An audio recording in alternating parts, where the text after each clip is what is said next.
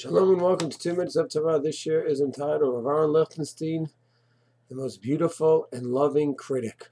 Rav Aharon wrote about involvement in secular studies many times over his life.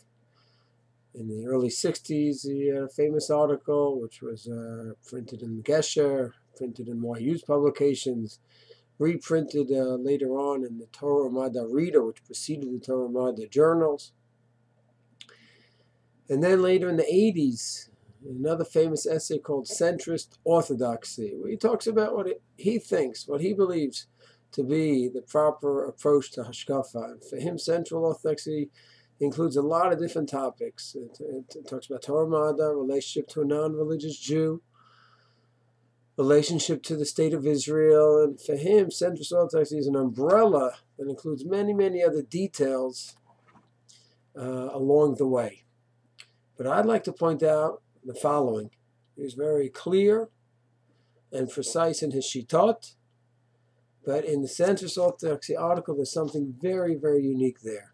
And any time that one reads Rav Aharon, as he goes over his views in a very clear manner, and he's sometimes quite critical of the others who disagree, nevertheless, I think it is important that we always remember these lines by Rav Aharon, who to me, I look at him as the most beautiful critic.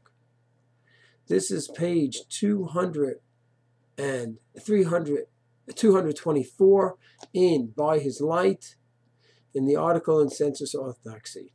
And in the paragraph entitled Commonalities and Differences with the Right, let us begin with the examination of the light. What are the hallmarks of the so-called Centrist Orthodoxy? In what respect does it differ from its rightist critics? How do we argue with the people to the right, the more Haredi world? But listen to what he says first. Broadly speaking, of course, our common purpose is identical. Universally, l'taken olam b'malchut Shaddai, to mend the world under divine sovereignty. Nationally, to realize our destiny as Mamlechet Kohanim v'Goy Kadosh, kingdom of priests and a holy nation. Personally, to prepare for the tripartite examination described in the Gemara. Did you deal faithfully? Did you set fixed times for Torah study? Did you anticipate redemption? It is important that we bear this community of purpose very much in mind.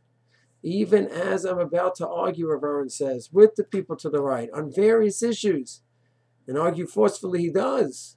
He says it's important to remember that what we share in common, both universally and nationally, and also personally, that really brings us together, us and the rest of the people in the Orthodox world, even as we have arguments. When all is said and done, he writes, we should recognize and realize that what we share with the rightist community far, far outweighs whatever divides us. Although, in the nature of things, the focus within the community is upon the divisive element. I sometimes have the feeling that with regard to perceiving that community, we are often somewhat remiss. What a beautiful, beautiful paragraph.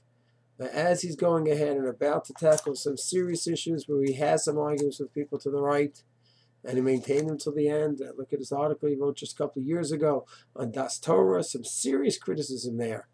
But the criticism was coming from such a healthy and beautiful and loving place where he focused on Bigadol, the commonalities in the Orthodox world, and then he went on to show the arguments, which for Rav Aharon was clearly, truly machlokas l'shem shamayim. Halavai, we should be zocha, we should be fortunate to be able to have such clarity, such precision, and also such love. And then, and only then, when we emulate Rav Aharon, can we truly have a machloket l'shem shamayim.